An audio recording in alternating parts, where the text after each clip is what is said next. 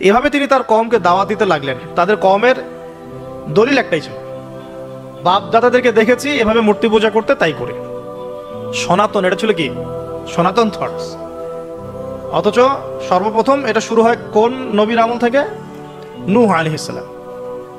নূহ আলাইহিস সালামের যুগের মানুষ সর্বপ্রথম এই মূর্তি পূজা শিরক করেছে। এর আগে মূর্তি পূজা ওয়ার্ল্ডে ছিল না, নূহ আলাইহিস সালামের যুগ থেকে শুরু হয়েছে।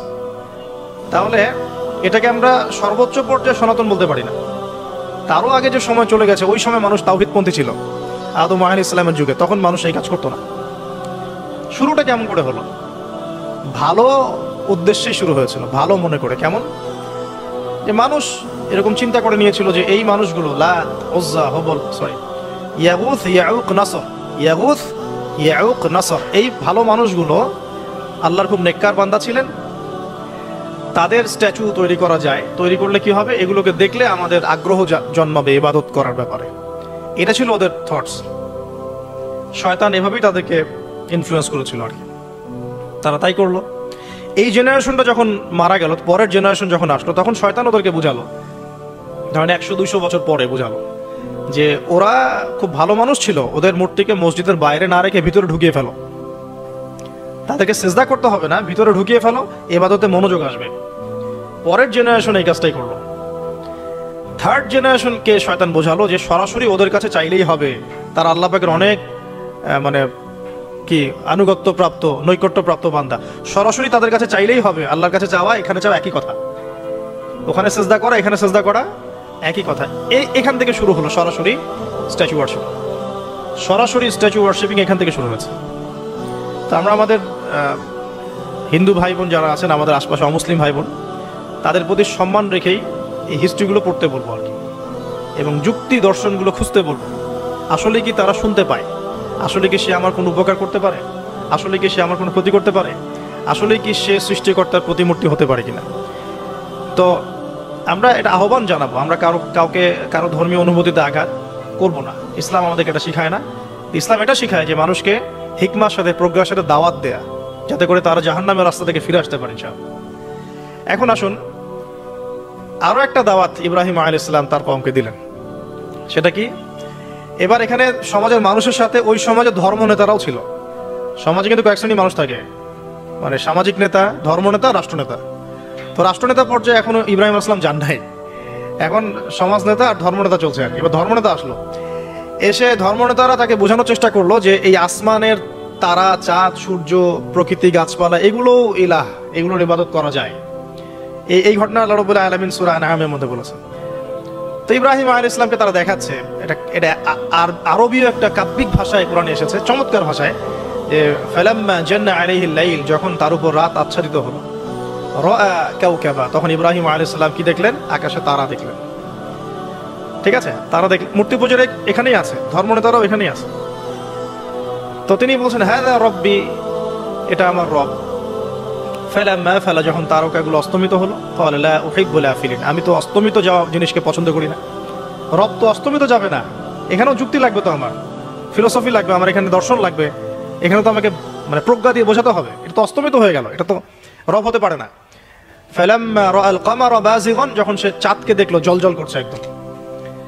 আর এখনকার চাঁদ দেখা আগের চাঁদ দেখা তো এক না, এখন তো আমরা চাঁদের আলোই খুঁজে পাই না, তখনকার চাঁদ তো অন্যরকম। বাযিগান মানে জ্বলজ্বল করছে। তখন তিনি বললেন হাযা রব্বি, এটা আমার রব।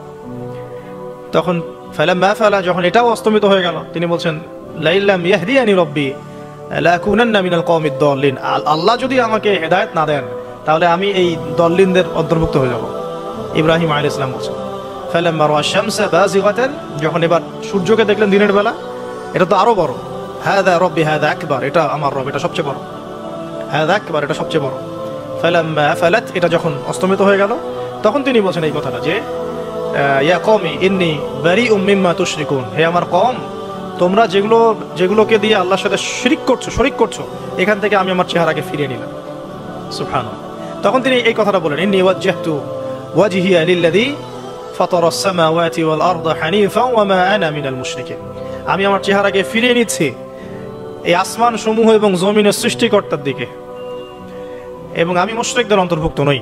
ইন্না সলাতি ওয়া নুসুকি ওয়া মাহইয়ায়া ওয়া মামাতি লিল্লাহি রাব্বিল আলামিন, আমার সালাত আমার কোরবানি, আমার স্যাক্রিফাইস, আমার জীবন, আমার ফুল লাইফ, আমার মৃত্যু সবকিছু কার জন্যে? জগৎ সমূহের প্রতিপালক আল্লাহর জন্য। লা শারীকা লাহু, তার কোনো শরীক নাই। ওয়া বিযালিকা উমিরতু, এই একনিষ্ঠভাবে তার ইবাদত করার জন্যই আমি আদিষ্ট হয়েছি। ওয়া বিযালিকা উমিরতু ওয়া আনা মিনাল মুসলিমিন, এবং আমি মুসলিমদের অন্তর্ভুক্ত। এই শুরু হলো এবার পুরো স্পষ্টভাবে তাওহীদের ঘোষণা দেয়া। তবে ইব্রাহিম আলাইহিস সালামের এক একটা পদক্ষেপ কি যৌক্তিক না, বৈজ্ঞানিক না, এবং অকাট্য প্রমাণ আছে না, এগুলোকে কিন্তু ভেদ করতে পারছে না তারা। এবার ইব্রাহিম আলাইহিস সালাম চিন্তা করলেন তারা এবার উচিত শিক্ষা দিতে হবে। তবে আগে বলে নেই, এই যে উচিত শিক্ষাটার কথা বলছে, এটা আবার আপনারা খবরদার ভুলেও কোথাও দিতে যায় না, ঠিক আছে? এটা তো সময় আছে। ইব্রাহিম আলাইহিস সালামের সাথে নবী সাল্লাল্লাহু আলাইহি ওয়াসাল্লামের জীবনের মিলের কথা বলছিলাম। নবী সাল্লাল্লাহু আলাইহি ওয়াসাল্লাম মক্কা বিজয়ের আগে কি কখনো মূর্তির গায়ে হাত দিয়েছেন কিনা? বলেন, দিয়েছেন? যখন মক্কা বিজয় হয়ে গেছে, পুরো স্টেটই আপনার, অথরিটি আপনার, তখন আপনি আপনার অ্যাকশন নিতেই পারেন, সেটা আপনার ব্যাপার। তখন আপনি কি করবেন? মুহাম্মদ সাল্লাল্লাহু আলাইহি ওয়াসাল্লাম কাবা ঘরে ঢুকে তখন মূর্তি ভেঙেছেন এবং বলেছেন ওয়াকুল জাআল হক ওয়া যাকাল বাতিল ইন্নাল বাতিলা কানা যাহুকা, তাই না? তো ইব্রাহিম আলাইহিস সালাম এবার শিক্ষা দেওয়ার চিন্তা করছেন। তিনি বলছেন যে যখন এরা মেলাতে যাবে, ওই উৎসবে যাবে, তখন আমি এদেরকে দেখে নিব। এটা কুরআন চমৎকার ভাবে বলেছে যে إذ قال لأبيه وقومه ماذا تعبدون أئفكا آلهة دون الله تريدون فما ظنكم برب العالمين فراغ إلى آلهتهم فقال ألا تأكلون।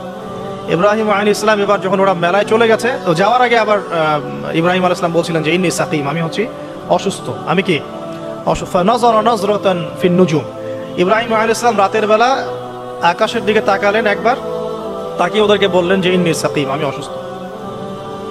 এটা কৌশল, আমি অসুস্থ, এটা কৌশল। তো এই কৌশল আবার সব জায়গায় খাটাতে যায় না। তো এবার যখন তারা চলে গেল, ফারাগা ইলা আলিহাতিহিম ফাকালা আলা তাকুলুন, এবার তিনি ওই মূর্তি গৃহ যেটা ওদের, ওখানে ঢুকে বলছেন যে আলা তাকুলুন, তোমাদের কি হলো, খাচ্ছ না কেন? কাদেরকে বলছে এই কথা? মূর্তি, খাচ্ছ না কেন? মা লাকুম লা তানতিকুন, কি হলো, কথা বলছো না কেন? এবার ফারাগা আলাইহিম দারবাম বিল ইয়ামিন, এবার ইয়ামিন মানে ডান হাত, ডানাতে যা পেয়েছিলেন আর কি, তা দিয়ে সবগুলোকে ভেঙে চুরমার করে ফেলছে।